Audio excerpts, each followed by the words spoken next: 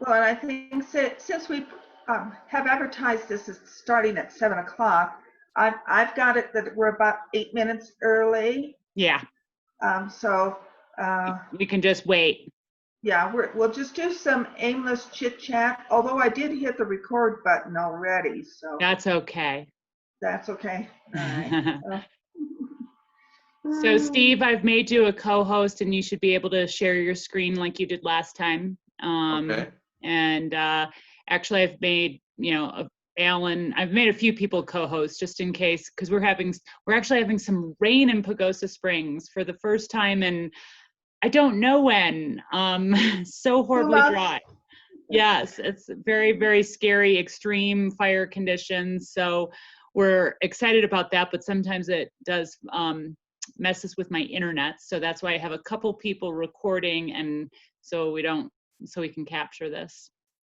Mm-hmm.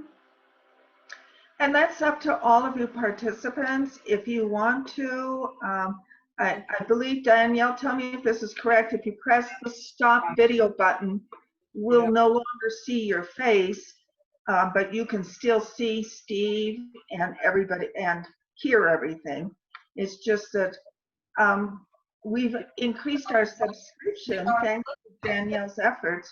So now we could have, what, as many as 300, 500? 500. So the first time, the first time we did this was kind of in the beginning of the quarantine with Steve. And so we exceeded, like we hit 100 participants, which was our subscription right away. And there was quite a few folks that didn't get to join that were disappointed. And so we increased it this time, although now people are out and about, and we may not even need 500. So well, it's okay. We've got 44 so far. That's not bad.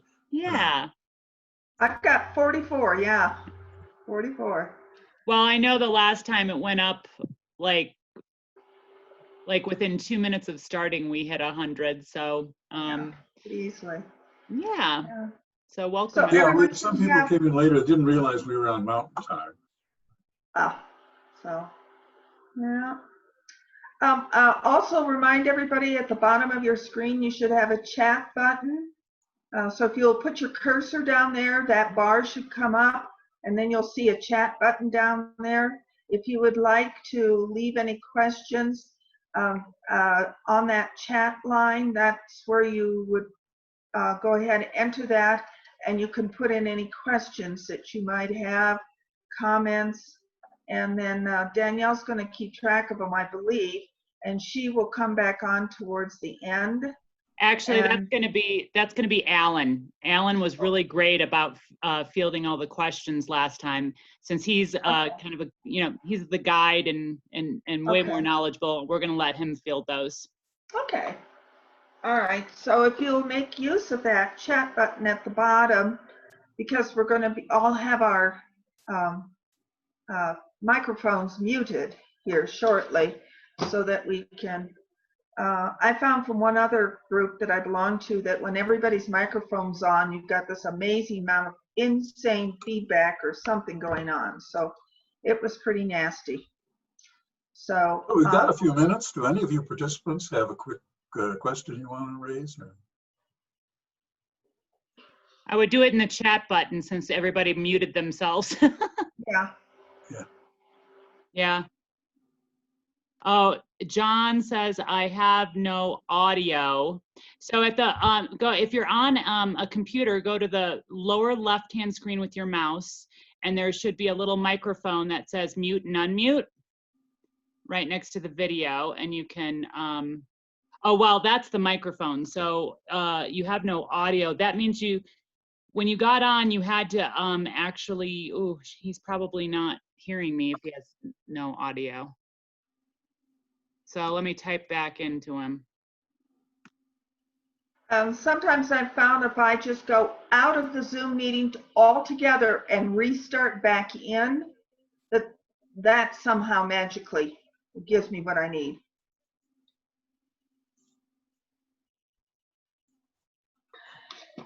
Okay, we're up to 57. Okay, we've got about 3 more minutes. Right. Just because I want to get as many people on, because we set our time to start with 7. So I do want to make sure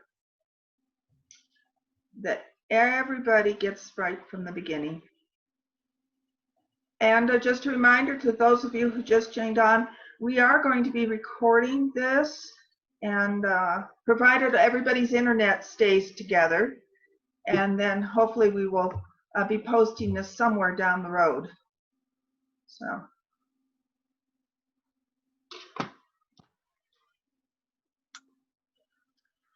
And again, thank you all for giving us an hour of your evening. I guess you wouldn't be joining us if you didn't love our ancient ones, our site, and all that goes with that. Or perhaps you just love to hear Steve talk. It could be that. More likely the former. I don't know. But what do you want? We're all just very glad that you're here. Again, I'll remind you, please go to your lower left of your computer screen and click on your mute button. I did. Everyone, of course, except for Alan and Steve. And I'll mute mine as soon as I turn it over to Alan in just a minute. I am this year's board president for the Chimney Rock Interpretive Association. We are so glad that you've all joined us. Never ever heard of this woman. She's a new person. She's an idiot. So I can hear somebody. Oh, I better be quiet. So somebody, Yeah. You guys need to mute yourselves. everybody needs to push their mute button. Lower left hand of your screen, put your cursor down to the lower left. Betty needs to mute herself. I unmuted it. So. Now let's see if I can Just see see the top anybody of else it. who's. Is it not muted? I'm going through and muting Yeah, people. you're going through? Okay, We're muting. okay. Thanks, Gloria. Oh, Gloria. Hey! Hey, everybody! All right, now mute yourself. You Gloria's can- with a long, Okay. that's no 7. Rosemary. All righty. Here. Okay, it is now 7 o'clock. I'd like to officially welcome all of our participants to this evening's July 16th lecture of the 2020 series from Chimney Rock Interpretive Association. I'd like to thank you all for joining us.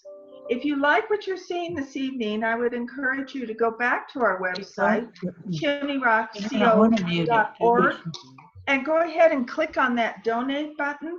You know, things are a little tight this year. We've had some, with this issue of our virus that we're all experiencing, it's been a little different out there at the monument, and you know, the budget's a little tight. So if you enjoy these kind of lectures, I've got to admit, you know, having a Zoom lecture, you get 100 people, where in person we got 30. But if you like what you see, you want to see more of it, go to our website and click the donate button. And without further ado, make sure you keep your microphones muted. Please make sure that if you have a question, you put it in the chat box at the bottom. And I'd like to now turn it over to Alan, who is our chairman of our lecture series. And Alan, take it away. Okay, well, welcome everybody. We're up to 77 participants, which is absolutely wonderful. And we've got people from all over the country. And I think the reason we have such a great response is because of our speaker, Steve Lekson, who doesn't need an introduction to many of you, but some of you may not be aware of just who Steve Lekson is. He's the emeritus professor of archaeology from the University of Colorado at Boulder. He's also currently retired, but he's been affiliated with the museum there. But most importantly for us, he and his students have long been actively involved in Chimney Rock, and much of the good research that has been done on our site has been done either by Steve or by some of his students or in collaboration with Steve. He's been extremely important to Chimney Rock. He also is the author of several wonderful books. And there's one that I particularly want to commend to you. His most recent one is called The Study of Southwestern Archaeology. And I want to mention to you, because that's, Steve, the most boring title I can think of. And that's worth mentioning because the book, like all of Steve's books, is very exciting, even funny on occasions, and always very insightful. And one of the things we've learned about Steve's books is not only is the text interesting, but he's one of the only author I can think of that reading the footnotes is just a whole lot of fun. And also insightful as well. Steve's going to talk to us a bit about the northern range of the Chacoan community, particularly Chimney Rock, Aztec, Salmon, and so on, and their place in the prehistory of the Southwest. So Steve, why don't I let you take it from here? Okay, thank you very much. Let me see if I can do the share screen thing. And okay, you're coming through, your slides are coming through to me. Yeah, there we go. everything looks So good. Alan, does that look okay? Yeah, it's great. All right. Well, hello to everybody, wherever you are. Talk about Chaco in the north. And there's a fair number of people that have worked on various Chacoan sites in the north, and I probably am not going to get all their names in tonight, but this obviously isn't all my work. There's lots of people that have been working on Chaco in the north, and I'll make this point later. A lot more people have worked on Chaco in the north than Chaco in the south, which is kind of interesting. I'll get back, I'll circle back to that. Okay, my slide is not advancing, so there we go. So I would rather imagine that most people in this audience, if not everyone in this audience, has been to Chaco Culture National Historical Park, which I'm told is open, but all the facilities are closed during this interesting time that we're living in northwest New Mexico.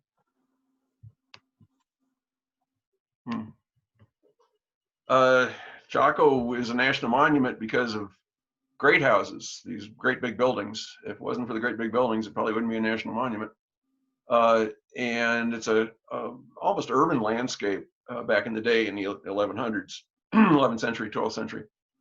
This is a reconstruction, sort of minimalist reconstruction, and I don't mean that in a negative way, by Rich Friedman out of Farmington, of Pueblo Bonito in the middle, Chetroquetl on the right, Pueblo del Arroyo is one on the left, and then Pueblo Alto, big one up at the top, and then all those yellow stripes are roads. I'll get back to roads in a bit here.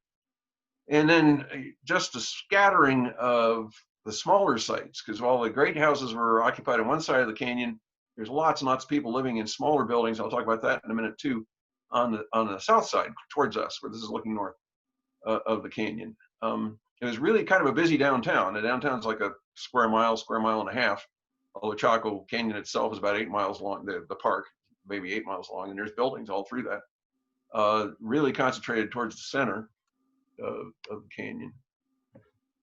And again, it's the great houses, like Pueblo Bonito, and I suspect almost all of you have been to, that make Chaco something unusual. They're unusual. And they really are unusual for the 11th century and the 12th century. Actually, they're unusual for about any time period in the Southwest. Contemporary with the great houses were the smaller sites across the canyon, and that's the unit Pueblo down below. And those pictures are more or less to the same scale. I mean, más o menos to the same scale. And those are regular family houses that, like everybody else in the whole four corners, is living in at this time. 5 rooms in a kiva, 5 rooms in a kiva, 6 rooms in a kiva, 7 rooms in a kiva, 3 rooms in a kiva. That's what those unit pueblos are, and it's a family house. They're perfectly fine buildings. I'm sure the people that lived in them loved them dearly, but they kind of pale in comparison in size and scope and the amount of energy it took to build them to the great houses. You could pick up an individual unit pueblo, and the floor area of that unit pueblo, all combined, would be smaller than the floor area of a single room at Pueblo, a large room, admittedly. at Pueblo Bonito. So they're really strikingly different, and something that has kind of gotten by us for many, many years. Archaeologists from time to time would pick up on this, and no, unfortunately people wouldn't listen to them. This is really, really, really solid evidence, and I mean that in the sense of, Pueblo Bonito weighing, 400 tons of sandstone and beams. Solid evidence of two different social classes, where you've got nobles living in the great houses and commoners. The 1% are living in the great houses, and the 99% are living in the unit pueblos. And there's lots of other evidence from artifacts, from burials, from just about you name it. So it shows that the people that are living in the great houses are a different class of people than the people living in the unit pueblos. These are not terms you usually see in the Southwest. People gasp when you talk about nobles and commoners in the Southwest. But in the 11th century, almost every corn growing society north of Panama, and of course all of them south of Panama too, but north of Panama had nobles and commoners, and a lot of non-corn growing societies. On the California coast at this time, you had the Chumash, who had nobles and commoners. In Florida at this time, you had the Calusa, who definitely had nobles and definitely had commoners. I mean, we know from accounts from the Spanish few centuries later, of how strict those class differentiations were. All up and down the Mississippi Valley, you had nobles and commoners, and certainly all over Mexico. So it would be exceptional if Chaco didn't have nobles and commoners. When you have this kind of evidence, you have the palaces, basically. It's kind of hard to deny that there were nobles and commoners. They're two different classes. For the nobles, there's a region I'll get to in a minute, but within that region, there was a political economy of precious things, prestige things. Turquoise was a big part of that. Chaco processed a whole lot of turquoise and sent it out in different directions, and hung on to a lot of it too. The nobles like that stuff. And even more exotic stuff, spondylus shell that comes basically from way far south on the Pacific coast. And little copper bells, that's obviously a drawing of a copper bell, that are made in West Mexico and are very, very important in Mexico and very important up north too. These aren't sleigh bells or decorative things. These are really important badges of being important. Only nobles wore these things or had access to this stuff. Macaws, at Chaco, there are a number of these amazing tropical birds, doubly amazing at Chaco because Chaco is not in the tropics. They didn't grow there, they didn't fly there. Somebody had to carry these things on their back up from possibly the Maya country that far south. And I've not personally known many macaws. I've seen some and I've stayed away from them because they'll take your finger off. They are not cheerful birds. They're not lap pets. From about that same area down south in the tropics, there's cacao. This is Patty Crown's work. Patty Crown out of the University of New Mexico.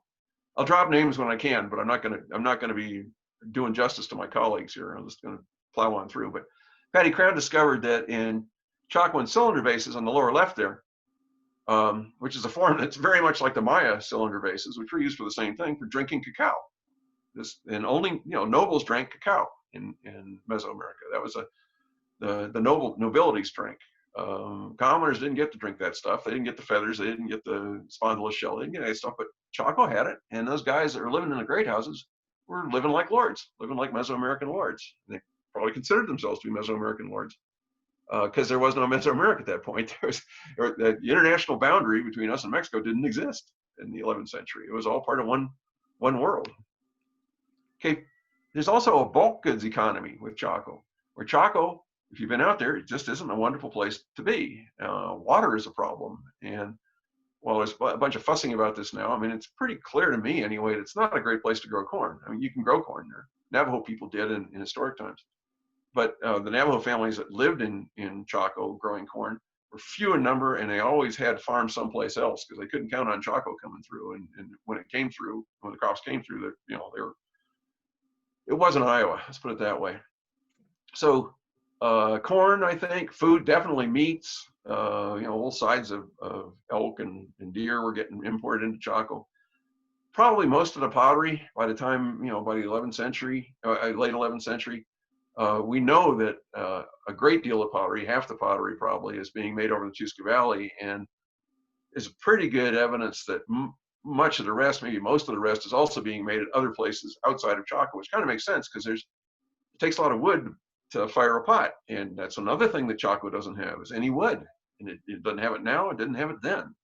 So we know that there was a bulk economy because they moved 250,000 telephone poles across the desert. They weren't all telephone poles, but some pretty big beams and a lot of fair-sized beams, 250,000 of them at least, from faraway forests. So they could do this stuff. They could move food. They could move pots in mass, in bulk. So there's a bulk economy that Chaco is the center of. And you know, we know this from the chemistry of the pots. We know this from some of the chemical tests on the meat bones that are left in the sites. But there's no question about the wood. The wood. This is Gitterman and his colleagues. Right now, spacing on Gitterman's first name, and I apologize. There's Chaco in the middle, and those green circles are places where, in a sample of, I forget, 200 beams that they were able to source, they studied for where those beams came from. That's the percentages of the beams that are coming from different directions. 28% of the beams are coming from the south, from Zuni. Some are coming from Mesa Verde. Some are coming from around Chimney Rock. You know, not Chimney Rock necessarily, but in the San Juan Mountains.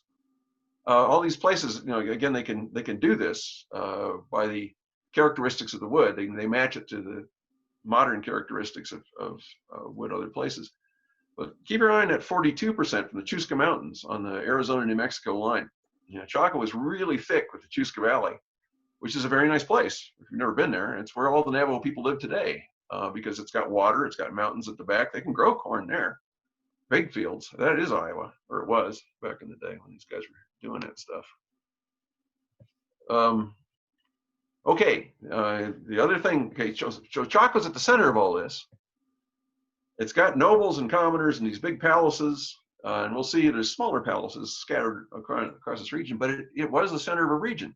And there's no reason to not call it a capital. And guys that study, you know, it's Rappaport particularly, who study capitals in pre-state society, or not pre-state, pre-industrial societies, they include Chaco as a capital. It's the only problem that people have with that, or Southwestern people have a problem calling it a capital. But people actually study these things. Yeah, it's a capital. It's kind of a weird capital, but it's a capital. Okay, its region, it's a capital of a region. I mean, capital with no region doesn't really help much. So it's a center, and it's got definitely regional connections which are known through 3 or 4 different lines of evidence, most dramatically through roads. And this is Penasco Blanco, which is down at the lower end, the west end of Chaco Canyon. One of the earlier great houses there. It lasted all the way through the 1100s. And if you want to see a road, people say, well, where can I see a road? You got to hike out there. It's a bit of a hike. It's a nice hike. It's flat until the tail end, and then there's a bit of up. But I don't know. Well, surely you can see that line with the 2 red arrows on either end. Where that road goes by Penasco Blanco, that's it's like a gully, but it's a road, okay, and it's up over your head, and you know, the road cuts through deposits until it's really deep and really easy to see. So if you want to see a road, go to Penasco. Okay, so here's a regional map, and this is I think John Cantner's, and there's more recent maps. I'll show you some more recent maps later. But that little blue dotted line is kind of the outer edge of all those little triangles and squares and open circles. Those are all great houses or great kivas or buildings that are associated with Chaco. Not all of them, some of them are post-Chaco, but most of them, and there's a couple hundred of them. And red lines are roads, some of which I'm interpolating, but they're pretty safe. You got sections of the road, but you don't, you know, nobody's walked the whole length of it, and the whole road's not going to be there anyway. It's an archaeological site. It comes and goes. But my guess is that there is a network of these roads that radiate out from Chaco like spokes on a wheel, and Chaco's off center. You'll notice that its region is it's off to the east, off to the right, where most of its territory, and there's going to be a lot more of these little diamonds and squares and stuff. We keep looking, are mostly off to the west and the north and the south, which is interesting. Okay, so you have roads. You have outliers. I'll show you outliers. That's what those little squares and dots and circles are outliers, outlying great houses. They're much smaller than Pueblo Bonito, but they're built the same way with the big, huge rooms and multi-stories and all that stuff that Pueblos don't have. And the signaling systems. And those of you that know Chimney Rock, I'm going to talk about signaling systems in a minute, and you'll have heard all this before, but maybe not everybody knows about them. Say this is an outlier great house near Bluff, Utah, that Professor Cameron from the University of Colorado excavated. I got to help a little bit. And it's a pattern that you see at these outlying great houses. This thing is nowhere near as big as Pueblo Bonito. It's like you took a 20th or 30th of Pueblo Bonito, chopped it off, flew it out with a giant helicopter and dropped it in the middle of a whole bunch of unit pueblos. It's still a lot bigger than, the scale difference between outliers and the surrounding unit pueblos where the normal people live is, again, unmistakable. And they're two different kinds of things. And they're often surrounded by berms. That's the cross-hatchered thing. Often in a circle. I'll show you one in a minute. And you have roads coming in and roads going out. Those are ancient roads that are on that map, not modern roads. And there's usually a great kiva somewhere in the neighborhood, which we won't talk about too much. But so here's one of these things from the air. This is Navajo Springs, which is all the way over near Petrified Forest. Not quite to Petrified Forest, but down in the Puerco in Arizona. And you can see the great house sticking up, and the great kiva, and then that ring around it, which are the berms, and the breaks in the berms. I mean, I know what I'm looking at, but there's a road coming in from the right middle straight into that thing, paralleling the modern road. There's a modern road there, and just north of that, just above that, excuse me, just south of that, just above the modern road, there is a line that is a road. It's pretty obvious when you're on the ground, heading back towards Chaco, probably. Okay, so that's way over in Arizona. You got Bluff. It's one of the northwesternmost of these great houses. And they're way far south, all the way to Reserve, New Mexico. And then this one of my particular favorites is Camelot and San Augustine. I didn't make that name up. Down near Magdalena, New Mexico, which if you don't know where Magdalena is, it's west of Socorro. If you don't know where Socorro is, it's about an hour south of Albuquerque. So it's way far south. And it's a real cool one. This is sort of the southeasternmost. And the northeasternmost is the one that y'all know and love. It's Chimney Rock, where 11 years ago, I got to work with Brenda Todd, who got her did a dissertation on Chimney Rock, and a great crew of graduate students, with enormous help from the Chimney Rock Interpretive Association. And those guys were just wonderful. And all my years I've been going to Chimney Rock, which was many years, I've always been impressed with Chimney Rock Interpretive Association. I'll put in a plug here, and I'll try and remember to do a plug at the end of this too. That's a Paul Logsdon photo of Chimney Rock in the fire towers. Those of you that know what we're talking about here is sort of halfway. They haven't rebuilt the wood part of it, but the stone part of it's still there. And of course, the Chimney Rock and Companion Rock off on the left. We got to work there, which was just a privilege, a treat. Excavated parts of a couple rooms and a few other odds and ends. At the invitation of the Forest Service, we were helping with the preservation, which may seem strange. You're digging, and how's that preserving it? Well, it's complicated. If you want to ask me later, I can tell you. But yeah, it was helping the drainage at the site that was badly affected. The site was excavated a long time ago by Jensen, a guy named Jensen from the Colorado Historical Society. And then the Forest Service has taken wonderful care of it and restabilized it a couple of times, and built the road and everything up there. And then our work in 2009 was in advance of one more round of stabilization, most recent. Because if you don't stabilize, if you don't go back and fix these things up, they fall apart, they fall down. So once you open them up and open them up to the public, there's an ongoing responsibility that actually costs some money, costs somebody some money. Okay, so this is a reconstruction by Dennis Holloway, which is interesting because most of it is 1 story tall, but they built it on a slope. So if you were coming up from the lower right, which is the way you approach this thing, the lower right, you would be looking up at this thing and it looked like it's 4 stories tall. That's because these guys knew what to do with the site. They were, this is architecture with a capital A. That they built a 1 story building that from anyone approaching it, and for the nobles, they're trying to impress anybody that's approaching it, whether it's another noble or a commoner. It's going to look like a tower. It's going to look huge, like 5 stories tall, 4 stories tall. Well, off on the upper left, out towards where those pillars, or the sandstone pillars are, Jensen found a big firebox, and it isn't really where that red square is, or red diamond is, but it's off a little bit further to the left. A great big firebox about the size of a kid's sandbox. that was burned just bright red. I mean, they had been burning stuff in there, and they weren't toasting marshmallows. They were signaling.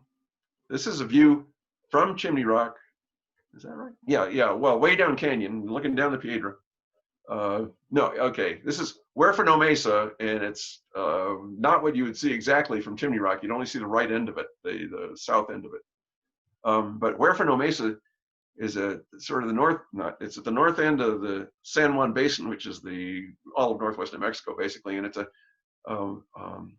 landmark that you can see from just about everywhere. And it's very, I don't know how well you can see this, but it's very distinctive. It's got 3 little buttes and a big butte. Da, da, da, da, you know, and when you see that skyline, you know you're looking at Huérfano. And Chimney Rock is looking at Huérfano. It's just if the Chimney Rock is exactly where it needs to be on that ridge to look down the Piedra and see one end of Huérfano. You move it 100 yards either way. Well, you couldn't move it 100 yards to the east or it'd fall off the cliff. But if you moved it 100 yards to the west, you wouldn't be able to see Huérfano. So, you know, that's one of the reasons the Chimney Rock Great House is right there, is because you can see Huérfano. On top of Huérfano, I've never been up there, but Tom Wines and some other people have. There are more of these fireboxes, these big fireboxes and shrines and a bunch of other stuff, but no pueblos. There's no great house up there, and there's no, I don't think any pueblos around the base of it. And interestingly enough, when I worked at Chaco, I worked at Pueblo Alto, and I'll talk about that again some more in a minute. It was up on top, you know, out of the valley bottom, and Pueblo Alto was put in a position where from Alto you could see Huérfano. That's what you saw in the skyline, was Huérfano Mesa. And that's our excavations at Pueblo Alto. This is back in the, I don't know, the 80s or something. Tom Wines was in charge, Jim Judge was in charge. I was in charge of the central room block, which I'll get back to in a minute. So, and many of you have seen this before, but these line of sight signaling systems where somebody lights a fire at Chimney Rock, and somebody at Huérfano has to be there to pick up the phone and the repeater and light a fire, and then they can see it at Pueblo Alto. And those of you that saw the Hobbit movies will remember the beacons of Gondor. When Gondor was in trouble, they fired the beacons from one mountaintop to the next. The cavalry rode to the rescue. I forget who they were talking to, but it was a way of calling in their debts. Chimney Rock works that way, and again, it's a system, because you have to have somebody at Huérfano, and again, there's no pueblos there. Somebody has to be assigned to be up at Huérfano to answer the phone and relay the message. And I don't doubt for a minute that they were relaying information. It wasn't just yes, no. That we know that Native American people, you know, you see all these John Wayne movies where people are doing smoke signals. Well, that's real. They did that. You know, they could communicate with fire and say, well, Custer's coming with you know, five troops of his cavalry. I think we're going to have a good time. Farview at Mesa Verde is part of this system, and there may be another repeater with Farview where Barker Dome. I know people that have looked at Barker Dome, and I've never gotten up there myself, but it appears from computer modeling that Farview might hit Barker Dome, which would then hit Huérfano, or possibly Barker Dome might go right into Pueblo Alto and relay those messages again. So remember this: Chimney Rock, Farview, and Pueblo Alto. I'm going to come back to them later. Probably there are these signaling systems all over the Chacoan region. This is just the one that we know about, thanks to Katie Freeman, who now is a lady with a career. She's a high school student way back in the day who figured out, she and her mom figured out that from Chimney Rock you see Huérfano you can see Alto, and I think she won the science fair with that project many years ago. But other people have been studying this since, and most of a lot of high points in the Chaco region have these fireboxes on them, big fireboxes that they're not toasting marshmallows, they're communicating with them. So you got the roads, you got the outlier great houses, and this is a different map, but same information. All the little symbols there are great houses. Some of them are post-Chaco, barely, and we'll come back to that. With Chaco at the center of it, so that's Chaco's region again. Covers an area about the size of Indiana, which is pretty respectable. Probably have, you know, Chaco, you might have 5,000 people in the capital, or fewer, 4,000 people in the capital. The whole region is more like 60,000 or 70,000 or 80,000 people. So this is a respectable political system. It's bigger than a lot of the Mesoamerican systems in terms of certainly in terms of area and even population size. Doesn't mean it's on a par with those organizations down south, which had armies and all that kind of stuff, which these guys didn't have. But it's not to be sneezed at. Let's put it that way. And just an interesting fact for you, we're talking about Chaco in the north. There's more of these outliers down south. And if you remember, I don't know if I have this slide coming up again, how much of that wood was coming from Zuni, from the south, A lot of our thinking about Chaco has all been Four Corners centric, where we think everything's coming out of Mesa Verde. And you know, Chaco starts off at Dolores or something like that, which it may have done. But the south, which is far less studied than the north, has a lot of outliers and a whole lot of part of the, you know, in the story. I like to contribute to the story that we don't know nearly as well as we know Chaco in the north.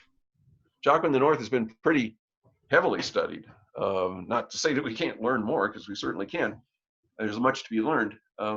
But this area has seen a lot of excavations, both during the Chaco era of the 11th and 12th century, and certainly what comes after, which is Aztec ruins and Mesa Verde and places like that. And I'll get back to that in a minute. So that's the northern San Juan. It's synonymous with what they call the Mesa Verde region. And the Mesa Verde region would not include Chaco, but it would include Aztec, which is off to the right there, and I'll get back to Aztec in a minute. And Bill Light, who's a brilliant guy, a wonderful guy, great archaeologist, who's thought very hard and intelligently about all this. This is a quote from one of his many writings. The expansion of Chaco into the northern San Juan, and by that he means north of the river mostly, appears to be primarily or perhaps entirely after about 1075. And he's basing that on tree ring dates from outliers. And there's no question that there's a heck of a lot of building that's going on 1075. More food. Jeez. I'm hearing somebody. Could you mute yourself?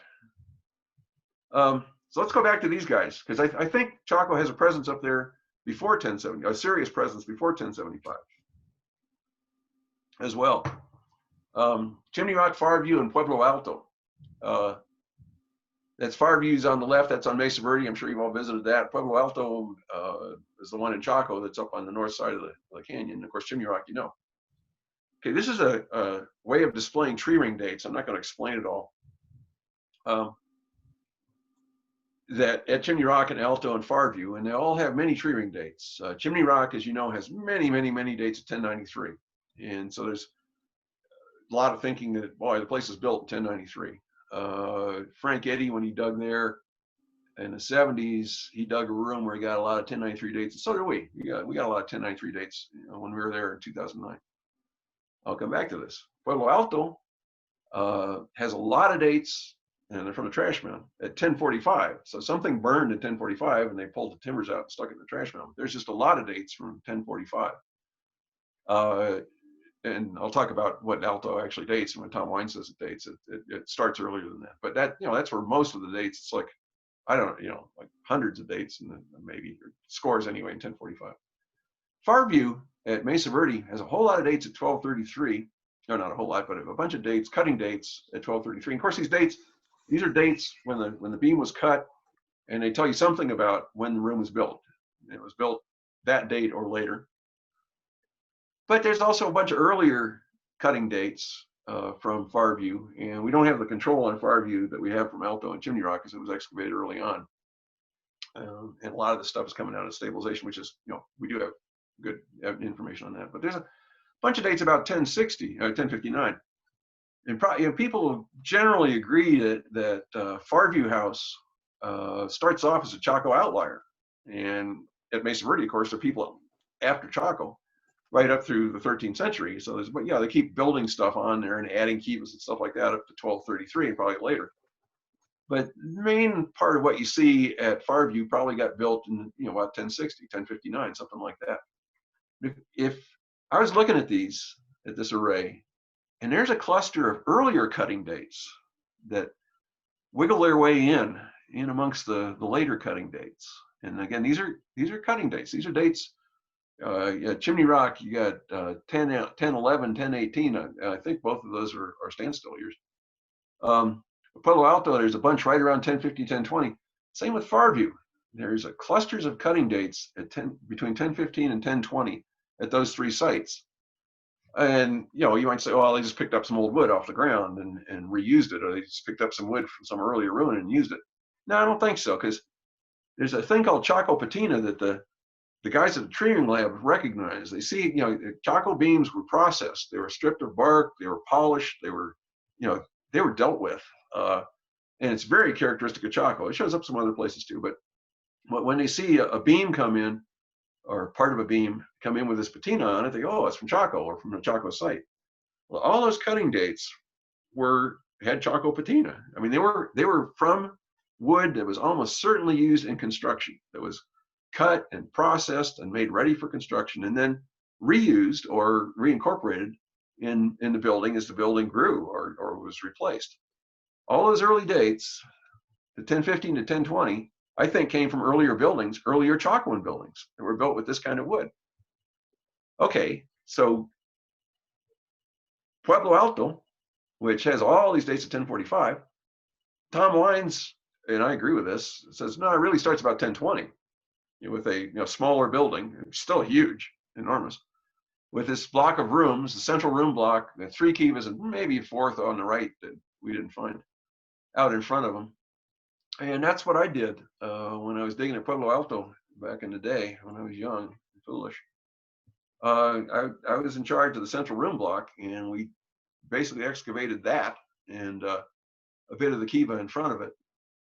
And okay, fine, that was great fun. But one of the interesting things at Alto was underneath the part that was built in 1020, there was an earlier building.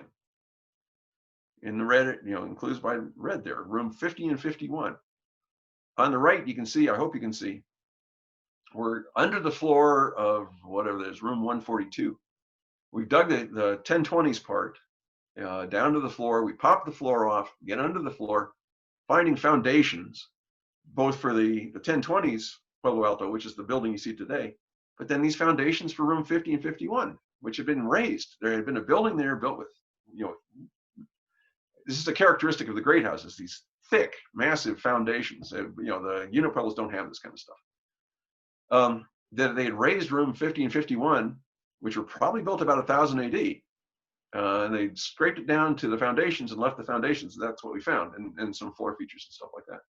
So there was a 2 or 3 room building, which is small by great house standards, but it's still really big compared to a unit pueblo. They'd stuck a starter kit building there for a decade or so. And I think they did this many, many places, that they put a little building there, build it like a great house, but smaller in scope. But big rooms and big wide foundations.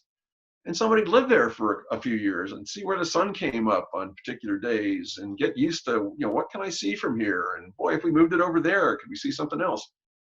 They camped out there, and they laid, they basically would lay the building out, working out of room 50 and 51. And then when it came time to build the building, they tore them down. And it's right at the center of Pueblo Alto. I mean, that's not an accident. Okay, we'll come back to that. Eventually, Chaco, they quit building at Chaco about 1125, quit building the big buildings. There's still some people living in Chaco, but clearly the capital shifts north to Aztec. In 1999, I wrote a book about this, and people wanted to shoot me, and then you got all mad at me and everything. But now I think everybody with half a brain accepts this now, that yeah, Chaco moves north to Aztec, and they create a second capital at Aztec Ruins. Which the main building that you see, that you go through there is Aztec West, was excavated by Earl Morris, whose job I just retired from. And that building was built about 1110 to 1120. Again, we have really good tree dates.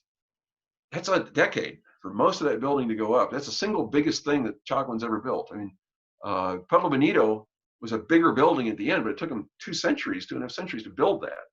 They put this thing up in 10 years for a construction project. This was a big deal.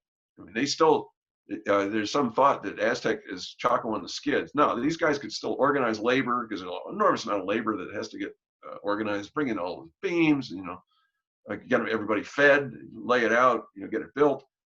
They were still really strong at 1110 to 1120. Okay, that's not the only great house there. That's Aztec West, which is the one that you walk through. There's more mounds. This is an old map of the park. The park is now bigger. But Aztec East, and few people poke shovels in over there. It's probably almost as big as Aztec West. All right, and then there's this Mount F and Hubbard Tri-Wall and Mount B and and off to the north, I don't know if you see the red north, the arrow up there. Up on the bluffs behind this complex is Aztec North, which is a third great house. I mean, there's probably 4 or 5 or 6 great houses there if you excavated them, not west being the largest. But Aztec North is really interesting because it's up on the bluff off the floodplain, which is, you know, where east and west are. And it appeared to be made of adobe, which, you know, you don't see very often. You see in some great houses and some outliers. I got a chance to do some work on it back in 2004. And again, this is a Rich Friedman map, where all those lines, we laid out a bunch of lanes for students from 3 different institutions using 3 different remote sensing things, ground penetrating radar and resistivity and something else I forget. Where I thought, well, here's this big adobe mound, maybe we can run these machines back and forth across it and pick up some walls. And we didn't. Project was a complete bust.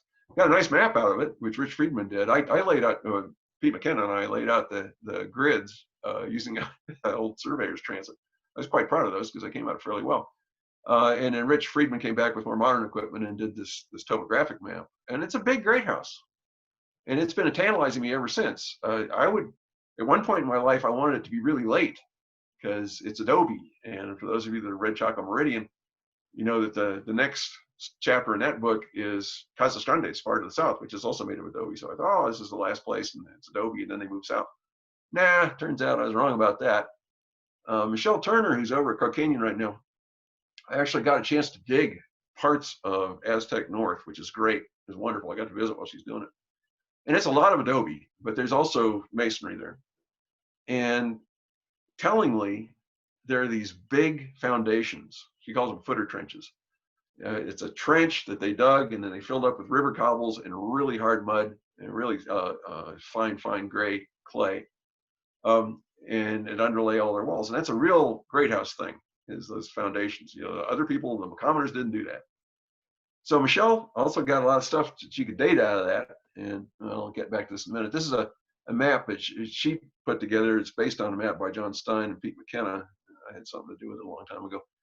But you can see Aztec West and Aztec East. And then there's Mound F, the Hubbard Tri-Wall, Mound A. Mound F and Mound A are tri-walls. I'll talk about tri-walls in a minute. And there's a road that runs from Mound F, which is actually a quadri-wall, up through Aztec North, and then continues on over, probably to the Holmes Group on the La Plata. So, you know, again, it's like Chaco. There's a concentration of big buildings. You know, we've left a bunch of them, or, you know, a bunch of them have been edited out of this, but the 3 biggies are west and east and north. And it's pretty clear that Aztec West was 1110 to 1120, and Aztec East, when they stopped building Aztec West, they start building Aztec East and continue building it until 1250, until the place is basically abandoned. The question was Aztec North. I wanted it to be late. That would have been great with me if it had been 1250. But Michelle came out with some, I think, pretty convincing arguments and dates that no, it's there first. It's the first thing there. 1070 to 1100, and it's adobe. You know, it's this weird construction that it certainly looks like a great house. It, you know, walks and talks like a great house.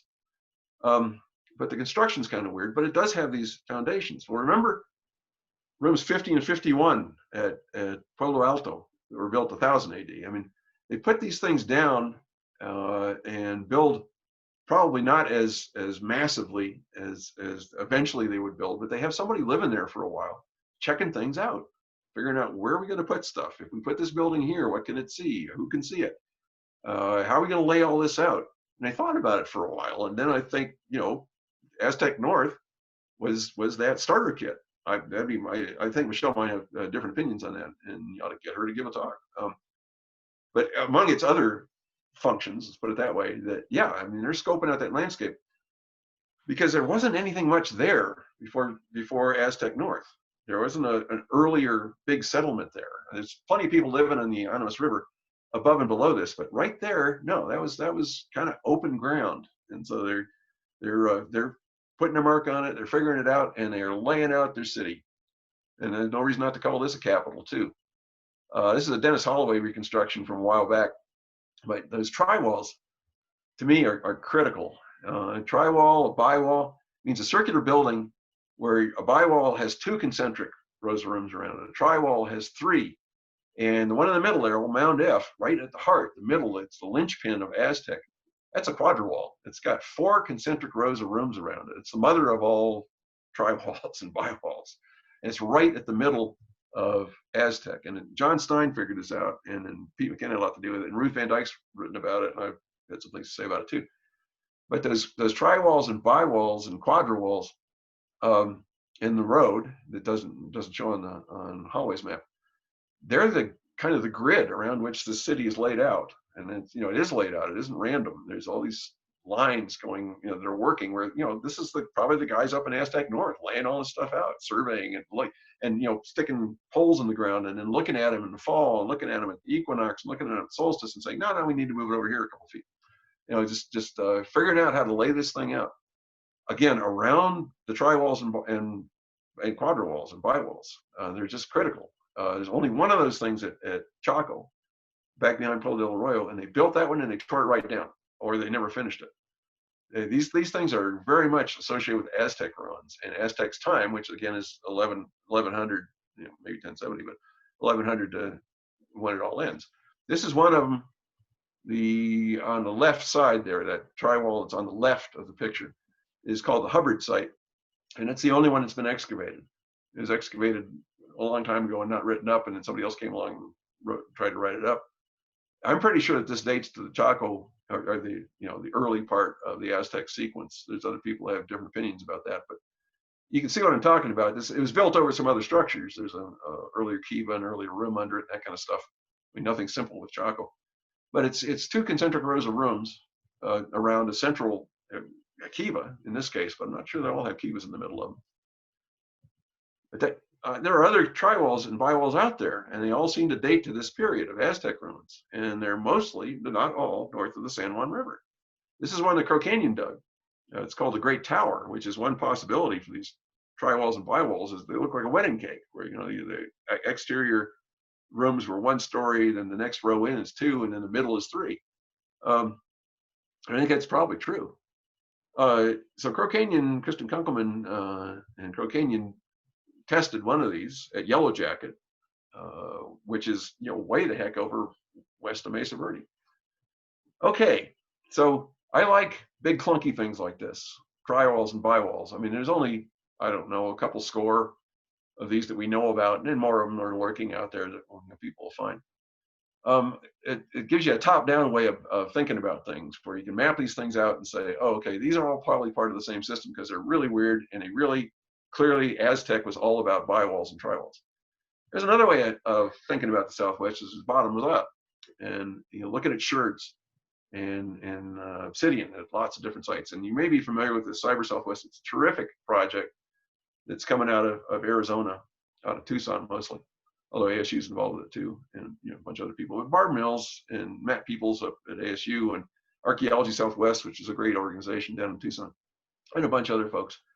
This is their map of connectivity of networks based on various statistical manipulations of sherds and some sourcing of obsidian, stuff like that, from sites. I got information of thousands of sites and put it all in one big geographic information system, and play games with it, and this is what they come up with. And so for the era of Aztec, 1100 to 1150, you have these strong connections down to the south, and then you have all these strong connections up to the north. And then there's this bottleneck in between, that's Chaco and the area around it, up to the north to the the Tota, to the Animus and Aztec. Okay, so that's what you get when you look bottom up, that the northern San Juan kind of pays attention to each other. And this would be like the bulk goods economy. South of Chaco pays attention to south of Chaco. That's again be like the bulk economy of rocks and pots. But when you, I have to plug in my computer here. Excuse me just a second. Take care of that issue. Okay, what happens when we plunk tri-walls and bi-walls down on top of that? It's really cool. That the tri-walls tell you one thing, that this is all part, I think, the tri-walls are telling you this is all part of one political system based out of Aztec. Although the probably the prestige economies and all that stuff are within that white polygon, where the pottery is telling you something else. And this doesn't mean that the pottery's wrong and the tri-walls are right. It's just really interesting that we've got layers and layers of stuff that we can use to write history. Where you look at the distribution of tri-walls, that's really interesting. And look at the distribution of pottery, what we learned from the pottery is telling us something else. And so how did that work together? How do we make sense out of that? I love stuff like this. I am not going to make sense of it for you, but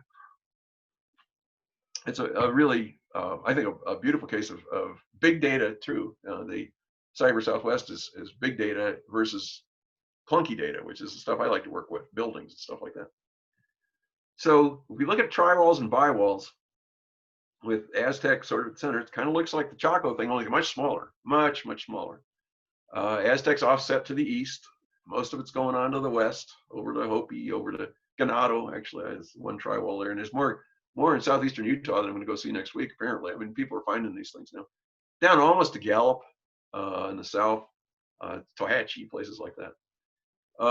And not scores of them, but not all those little dots are tri-walls. Trust me. But that's the area that contains tri-walls and bi-walls, okay? Which of course includes Mesa Verde. I don't know if you can tell on this map, it includes all of Mesa Verde, Cortez, all those big sites, most of the big sites up to Yellow Jacket, which is, if you know where Yellow Jacket is, it's way up there and way west. So people, they're working that area, and I say Aztec was your capital at Mesa Verde, and Aztec was your capital for Yellow Jacket. They go, no, that's impossible, that's too far. It's, Aztec's way to hell in New Mexico. We didn't need to worry about it. The distance between Aztec and the Great Sage Plain, which is where all the big Mesa Verde towns are, they're not in Mesa Verde. They're all down in the flats where they used to grow beans, west of Cortez. The distance between Aztec and the Great Sage Plains, which again was it was the breadbasket, it was the pinto bean capital of the world for a while there, is 50 miles. Well, the distance between Chaco and the Chuscas, which was the breadbasket for Chaco, is 50 miles. Okay, and the terrain's a little different, but the scale of these things, Chaco in the 11th century, Aztec in the 12th and 13th century, the scales of the political interactions I'm talking about, and the bulk goods economies and the prestige economies, they're the same. They're the same scales, even though the Aztec political system is much smaller than Chaco's. Okay, so that includes Mesa Verde, which this doesn't sit well with Mesa Verde people. Mesa Verde people, I mean archaeologists that work up there. And but you have to understand that Aztec is a Mesa Verde site. Most of the pottery at Aztec ruins is Mesa Verde black and white. It lasts through that era, and it keeps going through that era. It doesn't have an easy time of it. That's a long story. But if they dug Aztec first and Mesa Verde second, what we call Mesa Verde black and white today would probably be called Aztec black and white. Because there's just a heck of a lot of there and at Salmon ruins. I did ceramics at Salmon ruins for a couple years. I saw 5 or 6 Chaco sherds and a heck of a lot of Mesa Verde, truckloads of Mesa Verde sherds. So Aztec, I'm pretty sure, in this polity defined by tri-walls and bi-walls and things like that, and smaller great houses, post-Chaco great houses, they're all part of one package. And I think that one of the reasons everybody leaves the Four Corners, by the 1280, is Aztec. Aztec's a political system, it's a capital, and it fails. It fails. And you get violence, where Chaco was peaceful, mostly. You get violence, you get probably state-sponsored violence, where people are coming out and people are being executed.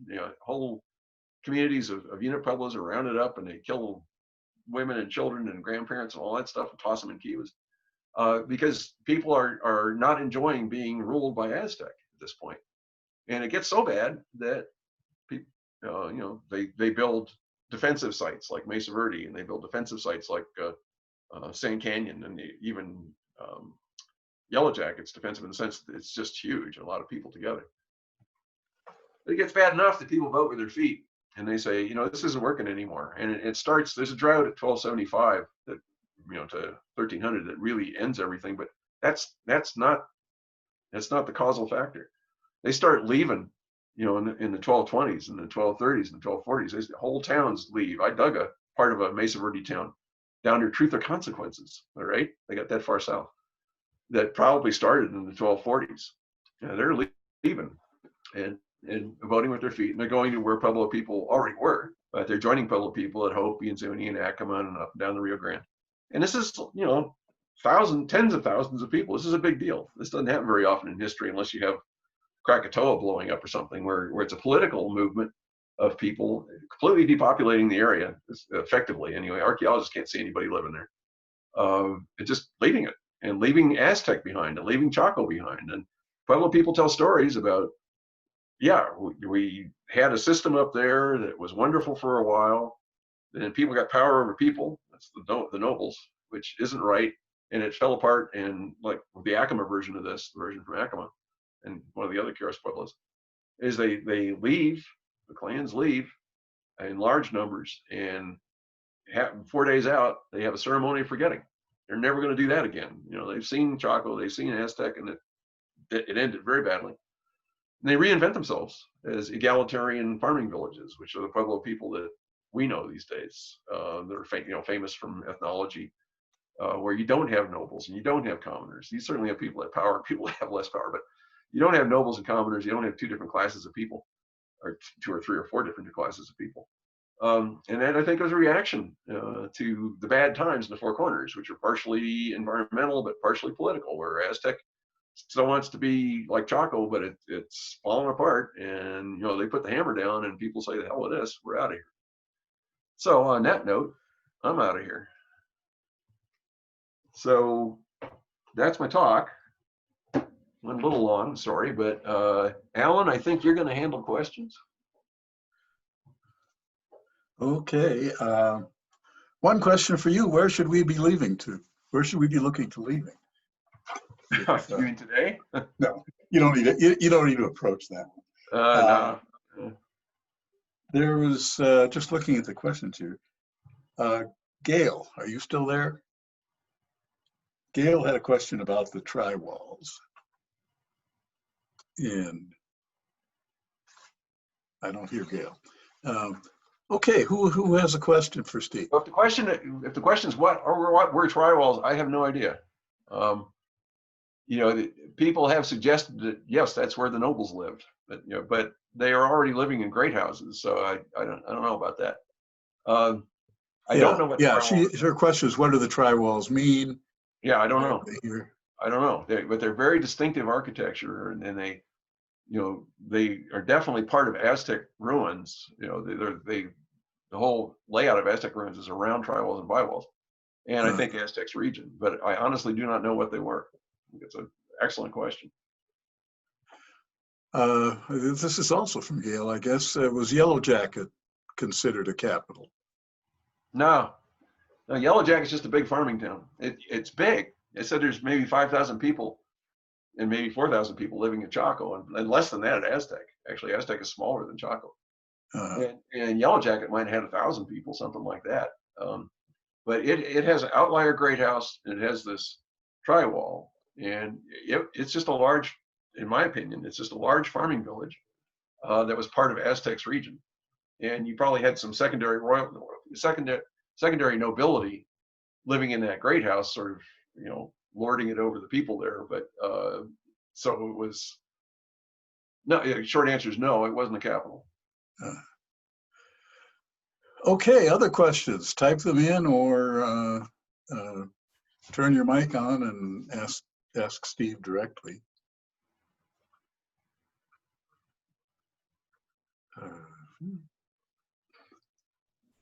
Okay, well. Okay. Hi, this is Judy.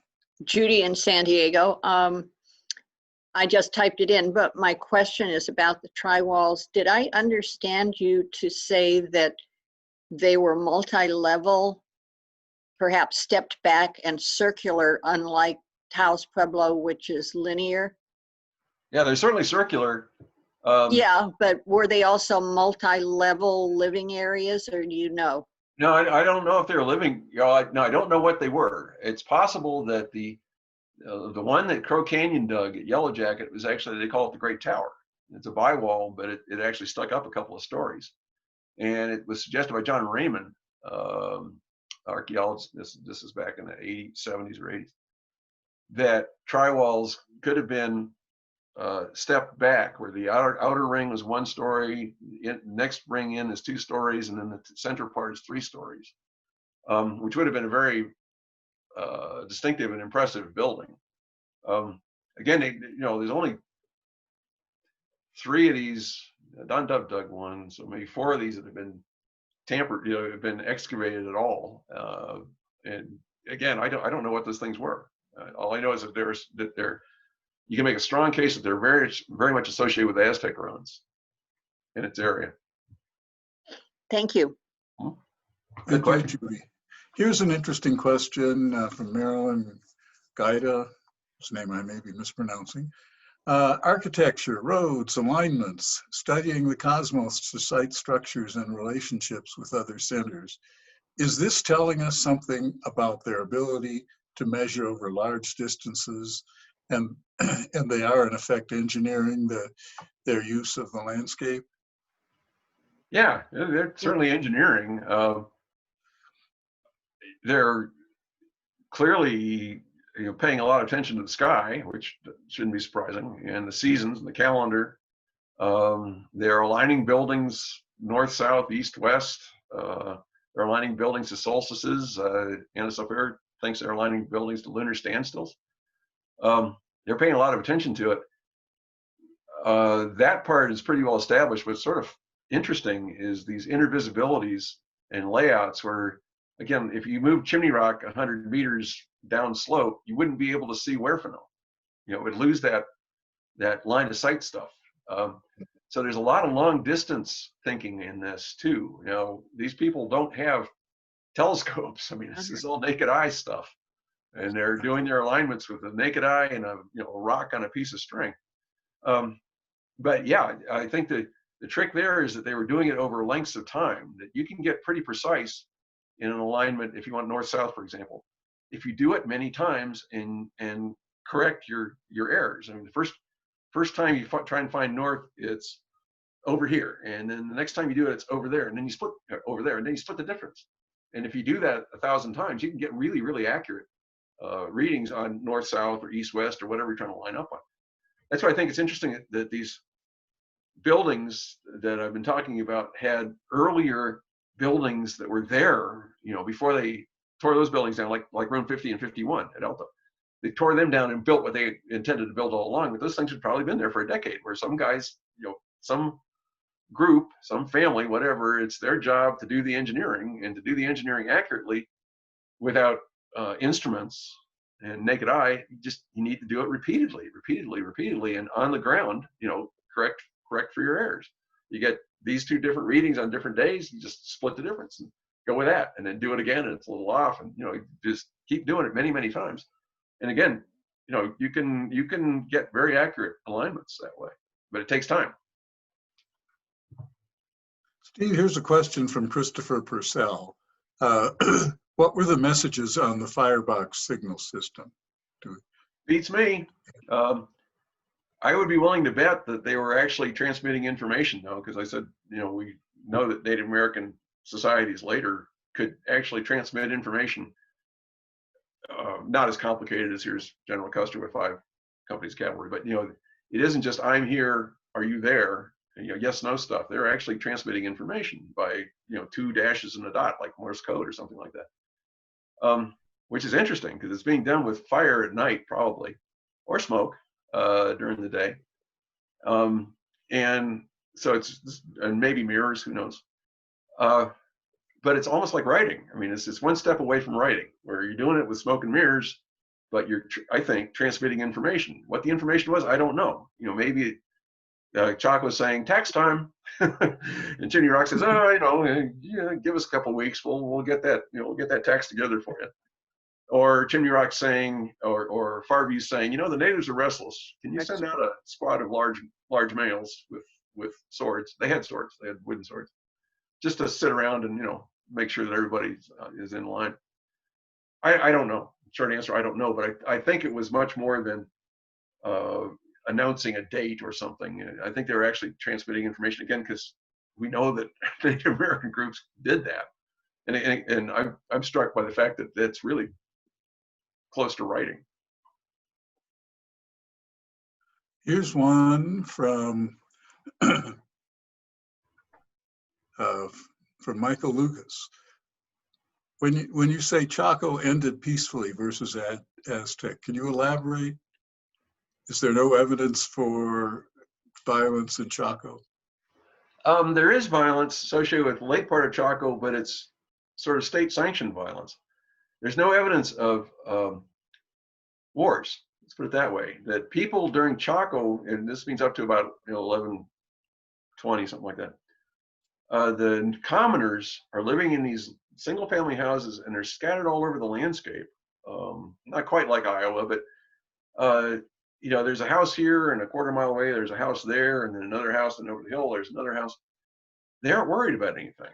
When they worry about stuff, and that's when you get places like Sand Canyon or Yellow Jacket much later, where all those unit pueblos gather together. That's what Cliff Palace is, a whole bunch of unit pueblos all jammed together for defense. And during Chaco's era, they weren't worried about stuff like that. They didn't build walls around their towns. There was violence at Chaco, and it looks like, this is where groups of people would be executed. And it didn't happen much at Chaco. It happened much more with Aztec. And I think that's state-sanctioned power, that these things, these terrible things, not many, but these terrible things that happen where I think the authorities sent out a group to round up people who weren't paying their taxes or that were somehow playing outside the lines, and make an example of them. And they probably only had to do it once or twice, and everybody in the neighborhood, by the neighborhood I mean like the Four Corners, heard about it, knew about it, and they made their point. That happens more often with Aztec. And then towards the end of Aztec, okay, when the wheels are coming off, then you do start to see stuff like warfare. And it probably isn't Aztec against Sand Canyon or something like that. It's Sand Canyon versus Yellow Jacket. The towns are turning on each other, and that's when people decide to leave. And they really are towns right at the end where the town is sacked, and it's probably other people that are having a bad time trying to get food or push people off of good land, whatever. And that ends, at least up there, because everybody leaves, and that's their solution to it, is just get the hell out. Hey, Alan, did you get those two right before that one? The one on the numerical measurement? Yeah, I was just getting, getting to a couple of the interesting questions here. This one from Virgil Hancock. Chaco had copper products. Pequame near Casa Grande River had copper products. Where did the copper come from? Mexico. West Mexico. The macaws and the chocolate, I mean, they could come from any number of places down south, but where those things occur together, macaws and chocolate, it's like Veracruz. It's almost in the Maya country, way far south. And way far in the West Mexico is where the copper belt is today. And they had a pretty thriving copper industry, which they actually learned from people from Ecuador, which is interesting and a whole different story. Wow.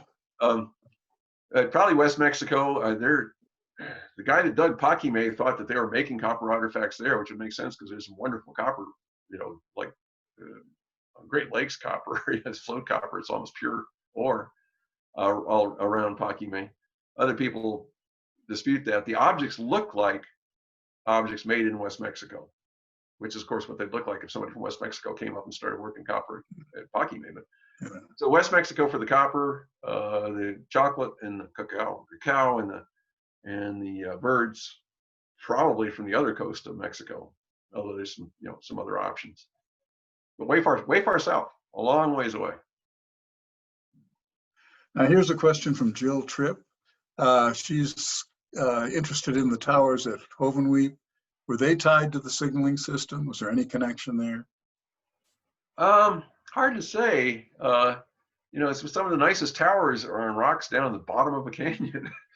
And I'm sure people have looked at intervisibilities between those towers. Hovenweep is a magical place, and it's a wonderful place. Same kind of architecture, I think, you could see many other places in the the 12th century in the Four Corners, but it just didn't stand up as long because the guys, Hovenweep had some really good masons that knew how to fit stones together, and a lot of those buildings their foundations are in bedrock. They did not build their church on sand. They built it on bedrock. And that's one reason why a lot of those towers are still standing at Hovenweep. So they're extremely well made, and they're built right on the sandstone.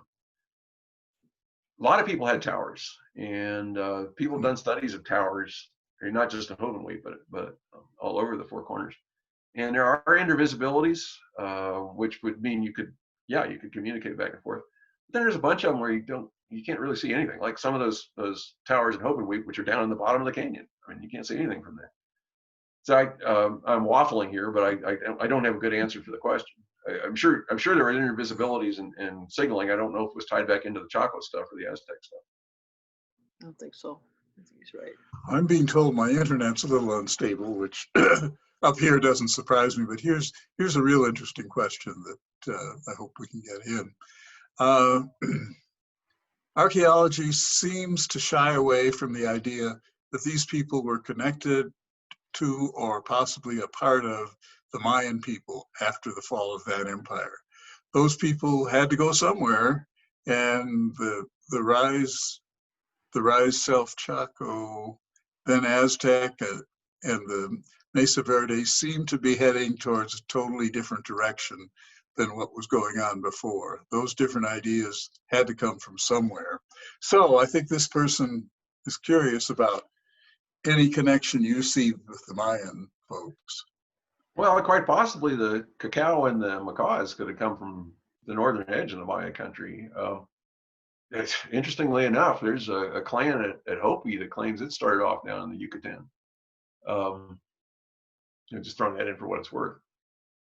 Chaco, and I'll try and get back to this. Aztec less so. Chaco is definitely the northern edge of Mesoamerica. I don't think there's any getting away from that. The buildings, the great houses at Chaco, you don't see anything like that in Mesoamerica. Their palaces look different, but they have palaces. They have palaces, and they have commoners, and they have all that stuff. And the guys at Chaco, and I'm not implying gender, I'm just the people at Chaco and the upper crust, we're trying to live like Mesoamerican lords. They're knocking back, it's 5 o'clock, let's knock back some cacao. I'm being facetious. But they're dressing like that. They have the feathers, which are very important. The feathers aren't just for show. The feathers are also symbols that only nobles wore particular kinds of feathers in Mesoamerica. And yeah, only the great house guys had the macaws. They had the copper bells. They had all that stuff. And more stuff than that. I'm sure it's things that we didn't preserve. They're at the north end of Mesoamerica. They know about how could they not know about Mesoamerica? I mean, how would you not know that there are cities down there? And I'd be willing to bet, no way in the world to prove this, but I'd be willing to bet that there are people from Chaco, nobles from Chaco, who went down to Mesoamerica and met people and maybe, brought back a princess or two, and vice versa, where Mesoamerican people, what's Chaco got for them? Well, turquoise. Chaco didn't control all the turquoise in the world, but it certainly seemed to have some kind of a how should we say it, healthy turquoise industry during its highlight.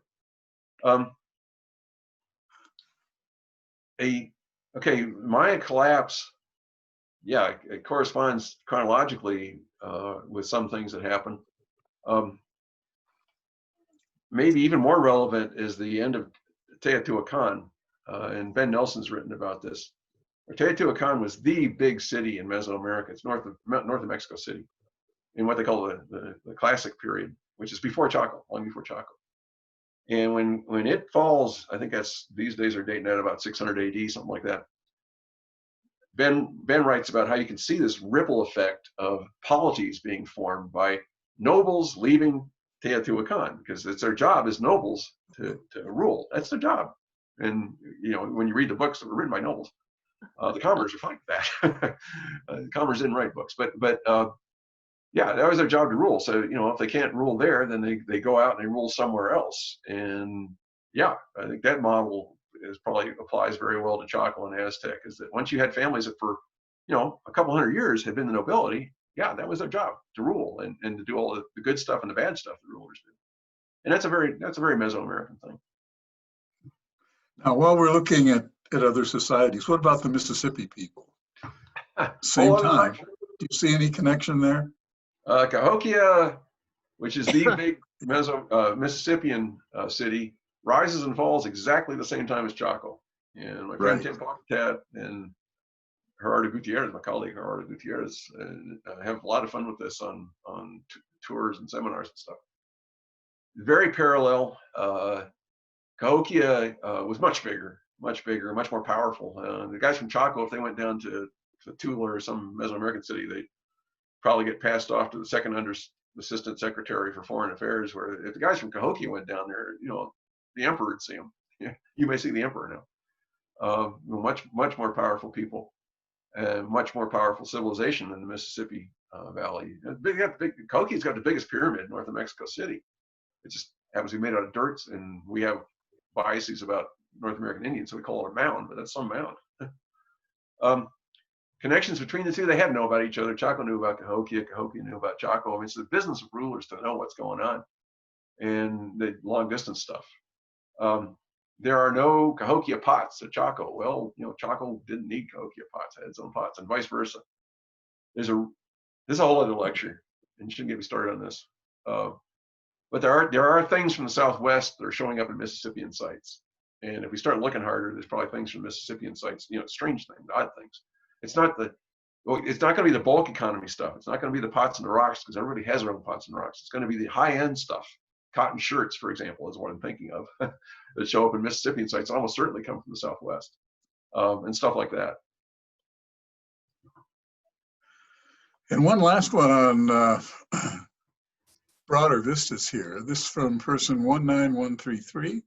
If you visit Peru, they claim they colonized and brought agriculture to the American Southwest, just another Incan tribal group to the north. When I first visited Chaco, it reminded me of Machu Picchu. Any speculation on this theory? No, it doesn't remind me anything of Chaco Canyon. I don't know who that was, but Chaco's a lot drier. The metallurgy I was talking about from West Mexico, ultimately that starts off in Ecuador and points south. And you know, this is pretty well established that the metallurgy that's practiced in West Mexico had its antecedents in Ecuador and places like that in South America, and probably moves by boat. I mean, they had boats. You know, Indians have a boat. We call it a canoe, but they had boats, big balsa rafts and stuff that you could actually move a lot of stuff on. There is some trade up and down the coast that links South America to Middle America. It's kind of a stretch to bring it all the way up to Chaco, because I think the corn, you know, if we're talking about corn, that starts in Mexico, in the Rio Balsas in central Mexico, and then goes both directions. So I'm not sure exactly what people are thinking about.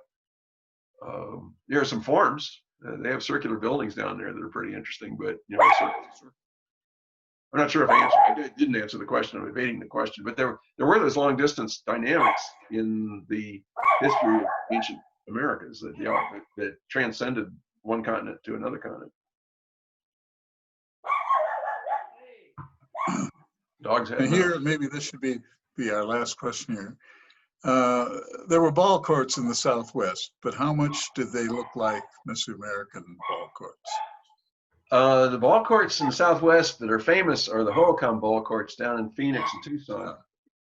And they're almost certainly ball courts. I mean, they found little balls, and, you know, not, I'm going to say rubber, but it's not rubber, but it's a plant that produces a sap that acts like really hard rubber, like a handball ball, if you know, ever played handball. And those are earth. There's a couple that are stone, but there's hundreds of them. They're earth and they're ovals mostly. And the ball courts that you know of from central Mexico, if you've traveled to Tula or Chichen or places like that, are eye-shaped, not like my eye, but like a capital I. And so, you know, whatever game is being played in the Hohokam courts in Tucson and Phoenix is probably a different game. And it's a ball game. It may have the same functions and everything, but it's got to have some different rules. Where you find eye-shaped ball courts in the Southwest is just across the border in Chihuahua, Paquime. They have the real deal. They have these big eye-shaped ball courts, that stone walls and all that stuff. Not many of them, but they've got them. This is a whole other lecture, but I think the nobles from Chaco and Aztec, when the wheels come off and everybody votes with their feet and leaves, they're still nobles. All right, what are they supposed to do? People don't want us to rule them. I think they head south, and they have a lot to do with Paquime, and that's where the Southwest really finally meets Mesoamerica, because you got the eye-shaped ball courts and a whole bunch of other stuff down there that is part Pueblo, part Southwest and part Mesoamerica. That's not that far. I mean, it's what is it, 60, 70 miles or 100 miles, something like that, south of the border. It's not that far. So is that the last question? Yes, I think so. Those are a really interesting array of questions. I want to thank you all for Welcome. bringing them to us. One announcement with the next lecture will be Thursday, August 13th. Larry Baker will be with us. Larry Baker is the administrator of the Salmon Ruins and is a wonderful and interesting speaker. I know he can expand upon many of the things we've been talking about here tonight. But Steve, thanks so much. This was a wonderful hour and a half. I think we all learned something, and we all. Alan, can I just say one more thing before you close up here? First off, I'll say Baker's great. He's an old friend of mine, and yeah, you should whatever he has to say, I'll be watching that. Another thing I'll be doing is I'm going to make a donation to the Chimney Rock Interpretive Association, an organization I admire enormously. And like I think they said at the beginning, maybe not all of you heard this, but times are tough all over, and they're not having any easier time than anybody else out there. But their work is terrific in preserving and interpreting Chimney Rock. Wonderful organization, all local people. So I would urge everybody that's still in the audience to think about doing that. And I'll turn it back to Alan. Okay, so certainly we all appreciate that, Steve. Again, thank you, Steve. Thank you, Danielle and Denise. Any further comments from any of you? Thank you so much. Thank you so much, Steve. Once again, this is Danielle. Have a great evening, everyone. We really appreciate you joining us tonight, and hopefully you'll join us again for Larry Baker. He's equally just a wonderful speaker, both of you. Thanks. And everybody wear your masks. Those of you from Colorado have to wear your masks now, which is nice. So, yeah, stay healthy. Right.